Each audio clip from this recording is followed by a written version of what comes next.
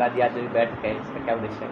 देखिए, पूरे विश्व के अंदर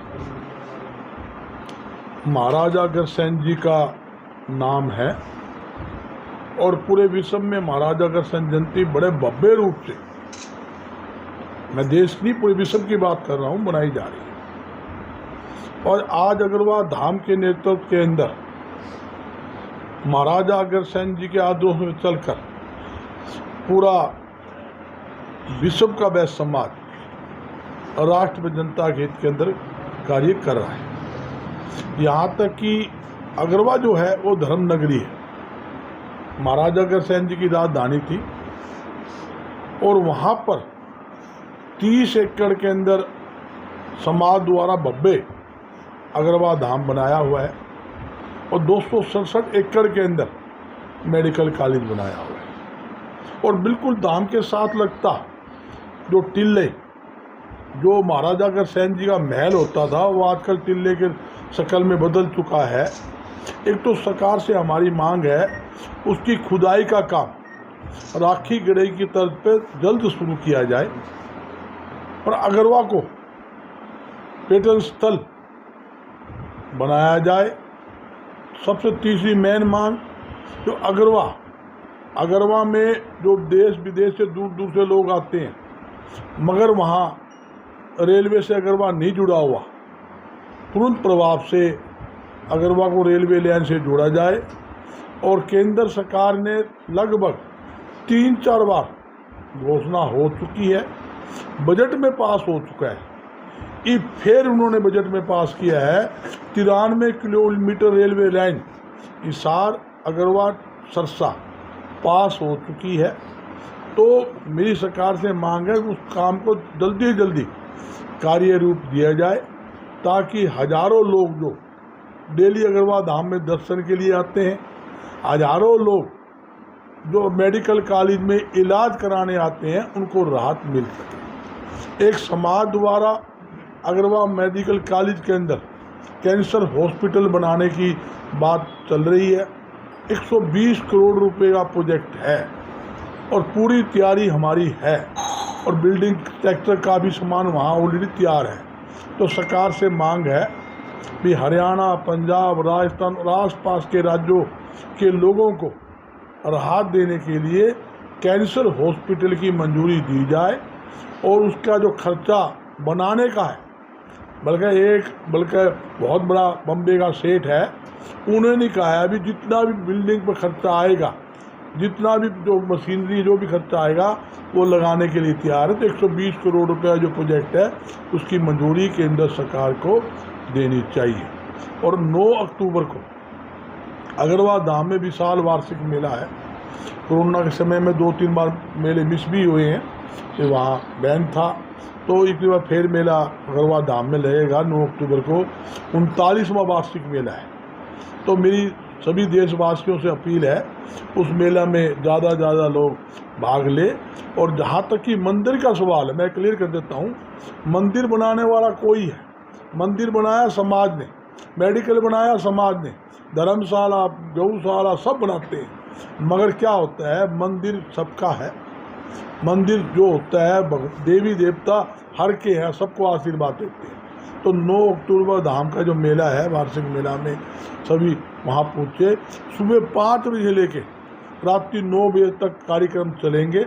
मुख्य कार्यक्रम जो है 2 बजे से लेके 4 बजे तक स्टेज कार्यक्रम होगा। उसके अंदर जो सामाजिक काम के अंदर जो हमारे समाज के व्यक्ति है जो समाज हित में आगे काम कर रहे हैं, उनको वहाँ स्टेज पर सम्मानित भी किया जाएगा।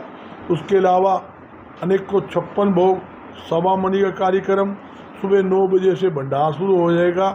उसके अलावा 11 बजे ध्वजारोहण है। उस दिन राष्ट्रीय कार्यकारिणी की जनरल बॉडी की हमारी मीटिंग भी उस दिन हमने रखी हुई है 9 अक्टूबर को। उन बजे अनेक को कार्यक्रम है।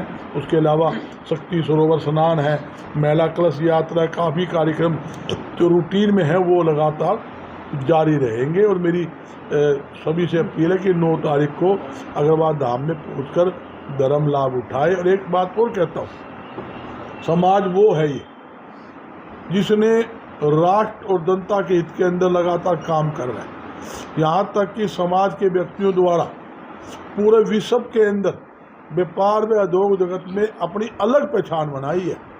आप विश्व के किसी कोने में आप जाओगे तो आपको ये महसूस होगा, हाँ समाज का व्यक्ति आज इस उद्योग के अंदर है, इस व्यापार के अंदर है। भारत देश का नाम पूरे विश्व में चमकाने में इस समाज की अहम भूमिका है। और देश की केंद्र की सरकार हो तो किसी भी राज्य में किसी की सरकार हो, हर सरकार को चलाने में सबसे ज़्यादा योगदान अगर किसी का है मेरे समाज का और व्यापारी वर्ग का, क्योंकि सबसे ज़्यादा टैक्स जो देता है ये हमारी बरादरी देती है, जिसके कारण देश और प्रदेश में विकास कार्य होते हैं। तो मेरी सरकार से एक विशेष अपील भी है, जो समाज द्वारा अच्छे कार्य किए जा रहे हैं, व्यापारी द्वारा जो जनहित में काम किए जा रहे हैं, सरकार को भी व्यापारी हित के अंदर अच्छे फैसले लेने चाहिए। ज़्यादा से ज़्यादा व्यापारी व उद्योगपतियों को सुविधा और राहत देनी चाहिए, ताकि देश भी तरक्की करे, व्यापार भी बढ़े और आम बेरोजगारों को अच्छा रोजगार मिल सके। ये मेरी सरकार से अपील है।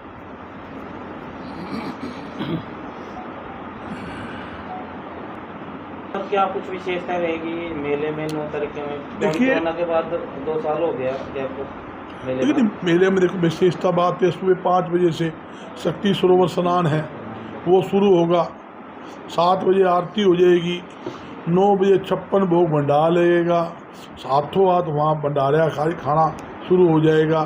वो 3 पंडाल खाने के बनाए हैं। और उसके अलावा 11 बजे वो ध्वजारोहण होगा, बीच में भव्य 8 बजे भव्य महिला द्वारा कलश यात्रा होगी, 11:30 बजे हमारी मीटिंग होगी और 2 बजे से लेकर 4 बजे तक उस स्टेज का जो कार्यक्रम होता है वो कार्यक्रम रहेगा। ये हमारे मुख्य कार्यक्रम रहेंगे। आरती की हड़ताल भी चल रही है, उसको लेकर क्या? सरकार को चाहिए आरती जायज मांगे हैं उनको मान्य।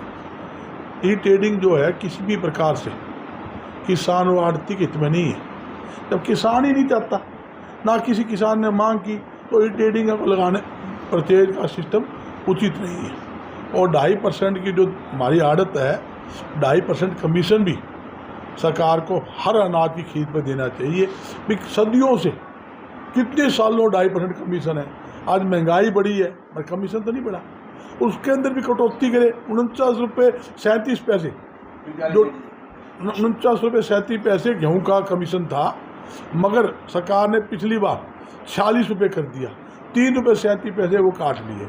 कई करोड़ों में बाकी है, सरकार एक तो वो देनी चाहिए। और कोई भी अनाज है मंडी के आड़ती के माध्यम से खरीदा जाए, 2.5% उसका कमीशन जो है वो दिया जाए, जो पहले से देती आ रही है। ये मांग है, कोई कुछ एक्स्ट्रा मांग तो हमारी है ही नहीं, या हमने कोई मांग मांगी, मांग नहीं मांगी।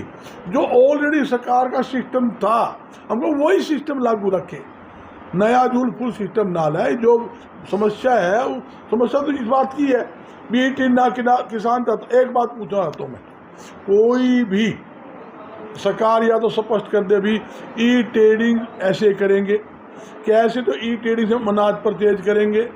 बाहर की बड़ी बड़ी कंपनियां, मान लो बंगाल की है, महाराष्ट्र की है, गुजरात की है, ई ट्रेडिंग के माध्यम से अगर वो अनाज खरीदेगी तो उसका उठान कैसे होगा और उसका भुगतान कैसे होगा?